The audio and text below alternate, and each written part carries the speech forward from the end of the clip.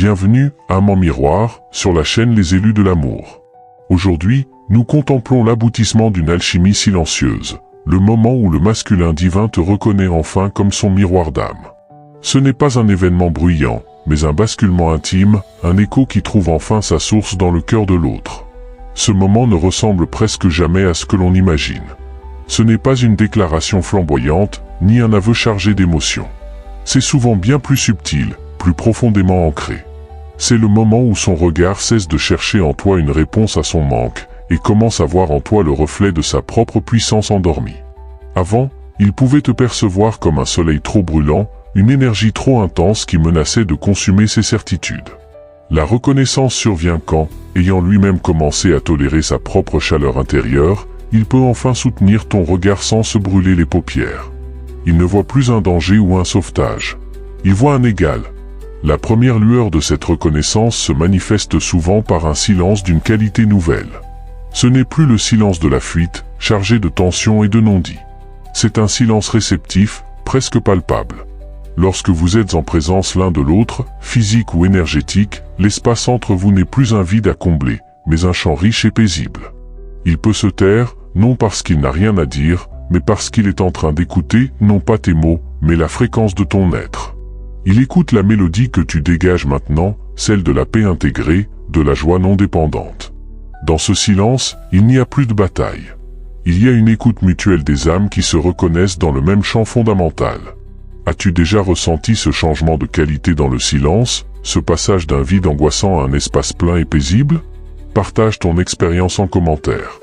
Rejoins notre cercle des élus de l'amour en t'abonnant pour approfondir ce langage au-delà des mots.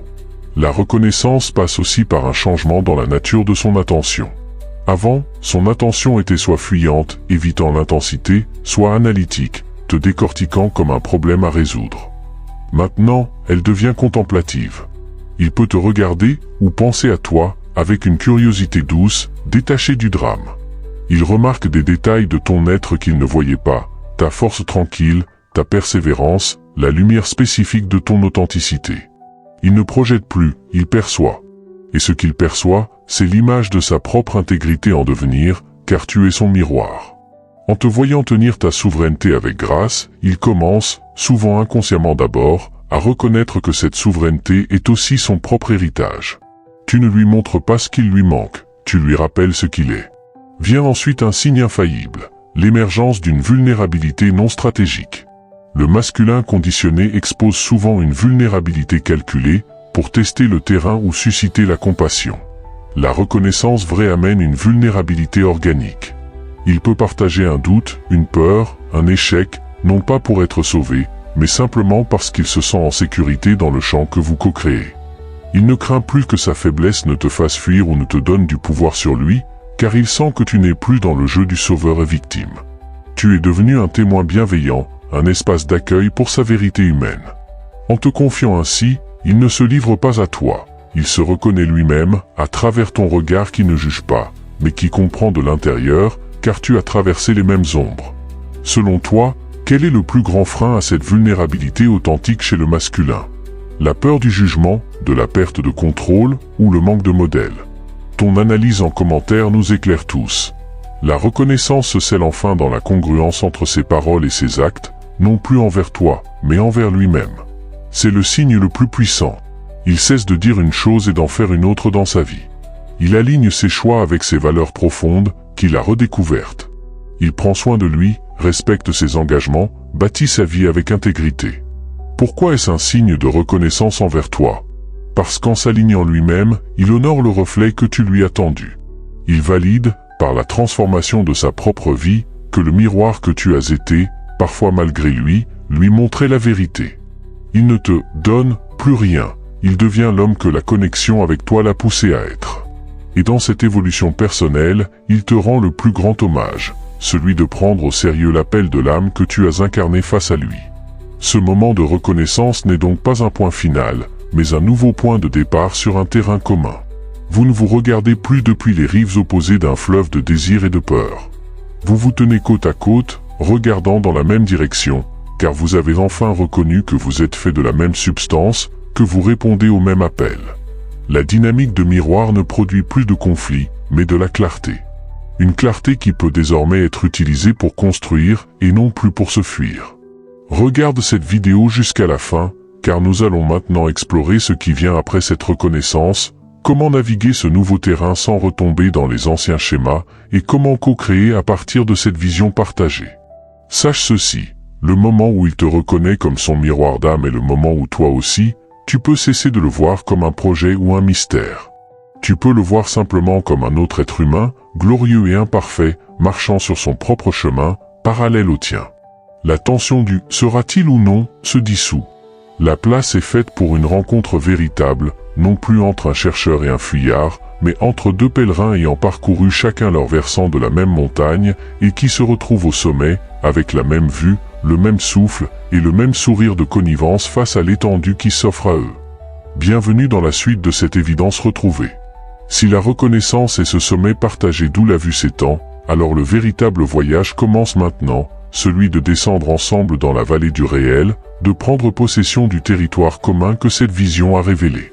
Car reconnaître le miroir est une chose.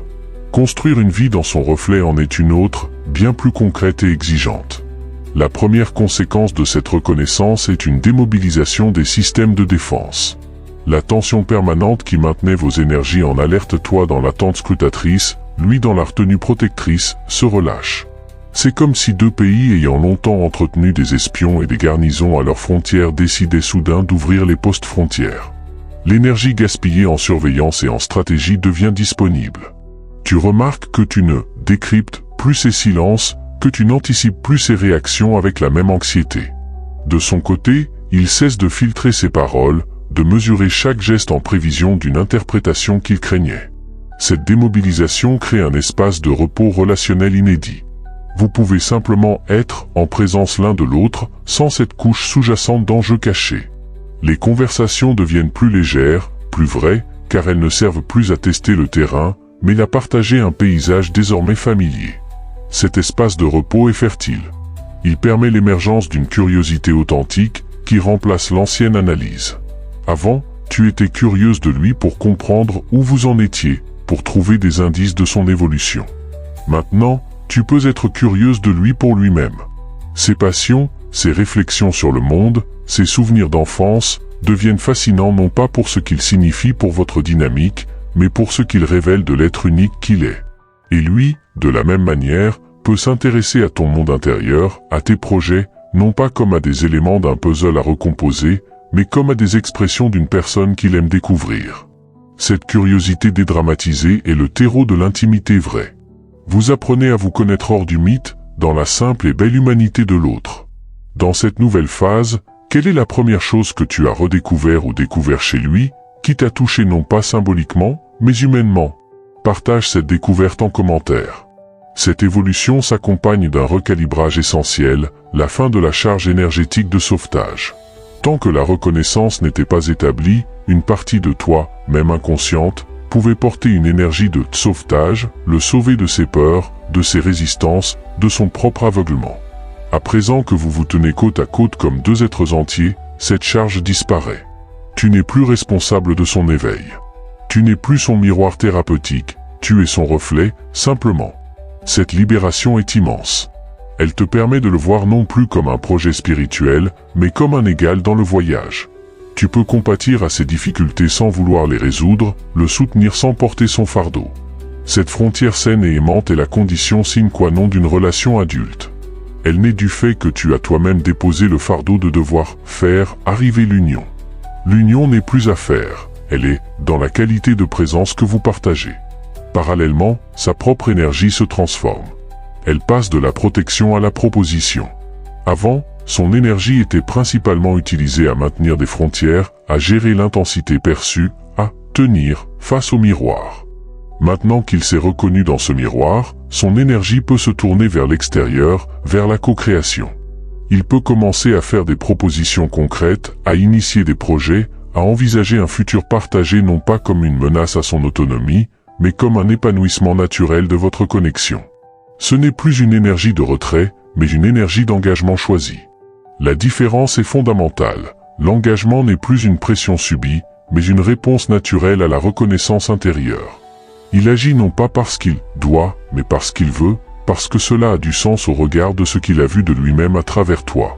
Cela nous amène au point le plus crucial de cette phase, l'établissement d'un nouveau langage commun. Le vieux langage était celui du manque, de la poursuite, de la peur, des signes à interpréter. Il était chargé de sous-textes et de non-dits. Le nouveau langage se doit d'être clair, direct, ancré dans le présent. Il est temps de nommer les choses telles qu'elles sont, sans crainte de briser la magie. Parlez de vos ressentis, de vos besoins, de vos visions pour l'avenir, non pas depuis un lieu de demande, mais depuis un lieu de partage d'informations entre deux souverains. Ce langage n'est pas romantique au sens fleur bleue, il est romantique au sens profond. Il crée une réalité partagée basée sur la vérité, non sur le fantasme. Il permet de poser des bases solides. Vous pouvez désormais dire « Voici ce qui marche pour moi, voici mes limites, voici ce que je suis prêt, à construire », sans que cela ne soit perçu comme un ultimatum ou une faiblesse, mais comme la saine gestion de deux royaumes qui envisagent une alliance. Quel serait, selon toi, le premier sujet important à aborder dans ce nouveau langage de vérité et de souveraineté? La définition de votre lien, la gestion du temps, ou un projet concret à co-créer. Donne ton avis en commentaire. Enfin, cette phase de descente dans la vallée du réel est marquée par l'intégration de la sacralité dans l'ordinaire. La flamme jumelle n'est plus un concept mystique réservé aux moments de crise ou de connexion intense. Elle devient le souffle sous-jacent à votre quotidien. Cuisiner ensemble, gérer un imprévu, discuter de finances, partager un fou rire banal, toutes ces choses sont maintenant imprégnées de la conscience de votre lien d'âme. La sacralité ne réside plus dans la dramaturgie de la séparation et de la réunion, mais dans la qualité de présence et de respect que vous apportez à chaque interaction, aussi simple soit-elle. Tu ne l'idolâtres plus, tu l'honores dans son humanité. Il ne te voit plus comme une prêtresse, il te voit comme une partenaire avec laquelle bâtir une vie. C'est dans cette normalité sanctifiée que l'amour véritable prend racine et devient résilie, car il n'a plus besoin d'intensité dramatique pour se sentir vivant. Il pulse dans la simplicité d'être côte à côte, reconnu et en paix. Cette descente n'est pas sans défi. Les vieux réflexes peuvent ressurgir. Une peur ancienne, une insécurité, peut inciter à vouloir recréer du drame pour tester la solidité de cette nouvelle paix. De son côté, une habitude de retrait peut le saisir face à une décision engageante. La différence, maintenant, est que vous avez un langage et un espace de reconnaissance pour en parler. Vous pouvez dire « Je sens en moi une vieille peur qui ressort ». Ce n'est pas une accusation, c'est une information sur mon état. Et l'autre peut répondre « Je te remercie de le partager. Comment puis-je te soutenir sans retomber dans l'ancien schéma ?» Vous ne résolvez plus des crises, vous gérez des vestiges avec les outils neufs que votre travail intérieur vous a donnés. Ainsi, le moment de la reconnaissance n'était pas la fin de l'histoire. C'était l'obtention du diplôme vous autorisant à pratiquer l'art subtil et magnifique de l'union incarnée. Le mythe a laissé place au manuel de co-création. Et ce manuel s'écrit ensemble, page après page, dans le choix conscient de marcher côte à côte, non plus en miroir fascinés par leurs propres reflets, mais en alliés tournés vers l'horizon qu'ils ont enfin la clarté et la force de bâtir, ensemble. Maintenant que vous avez pris pied sur ce nouveau continent de reconnaissance mutuelle, une nouvelle couche de l'aventure se dévoile. Il ne s'agit plus seulement de construire côte à côte, mais de naviguer les premiers orages sur cette mer enfin partagée, et de découvrir que la véritable solidité ne se trouve pas dans l'absence de tempête, mais dans la façon dont vous tenez le gouvernail ensemble. Le premier orage, inévitable, est celui de la désillusion sacrée. Après l'idéalisation et la reconnaissance de l'âme, vient le moment où vous voyez avec une clarté impitoyable, et pourtant tendre, les imperfections, les fissures, les petites lâchetés et les grandes peurs terrestres de l'autre. Ce n'est pas une chute, mais un atterrissage. Le miroir d'âme, désormais, reflète aussi les ombres non résolues, les schémas karmiques concrets, l'être humain avec ses fatigues et ses égoïsmes ordinaires. Cette désillusion n'est pas un échec de la reconnaissance, elle en est l'épreuve initiatique. Acceptez-vous de voir l'autre dans sa totalité, divine et humaine? L'amour-âme peut-il englober l'amour-compassion pour les fragilités de l'incarnation? C'est le moment où l'amour transcendant apprend à s'agenouiller pour panser une blessure terrestre, où la vision de l'âme accepte de voir les pieds boueux du pèlerin. Si vous traversez cette désillusion sans fuir dans la déception ou le nouveau fantasme, votre lien cesse d'être un sanctuaire éthéré pour devenir un hospice sacré, un lieu où l'on peut être vu, vraiment vu, et aimé non pas malgré, mais avec. Le deuxième défi est la négociation des territoires intérieurs. La souveraineté reconnue n'implique pas la fusion. En fait, elle l'interdit. Maintenant, il s'agit de redessiner les cartes avec une précision d'architecte. Où s'arrête ton jardin et où commence le sien? Quels sont les espaces communs et quels sont les sanctuaires strictement privés? Cette négociation ne concerne pas seulement le temps ou l'espace physique, mais l'énergie émotionnelle et psychique. Peut-il avoir une journée de retrait sans que tu n'y lises un rejet? Peux-tu avoir un élan de passion créatrice solitaire sans qu'il ne le perçoive comme un abandon? Ce travail de cartographie est un dialogue permanent, un respect actif des écosystèmes intérieurs de l'autre. Il ne s'agit pas de compromis qui diluent, mais de délimitation qui renforcent. En honorant les frontières sacrées de l'autre, vous rendez le centre commun, l'espace de rencontre, d'autant plus précieux et volontaire. Dans cette cartographie, quelle est pour toi la frontière la plus sacrée à établir ou à faire respecter? Celle du temps seul, de l'espace mental, ou de certaines amitiés, source d'inspiration? Partage ta priorité en commentaire.